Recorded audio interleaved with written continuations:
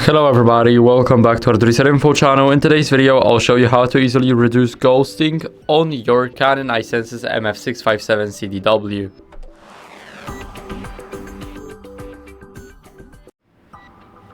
So first, what you guys want to do is go over to the menu.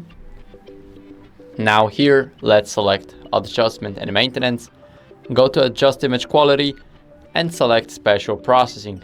Now here we have the Reduce Ghosting 2, and here, as you guys can see, after we click here, we will see the information about the ghosting. So now we can enable it, and as you guys can see, the print density may become uneven, but I've tested it once, and not even once, many times, and it was pretty okay. The prints were actually good, so there's nothing to worry about. You guys can simply click on the yes, and now those settings will be saved.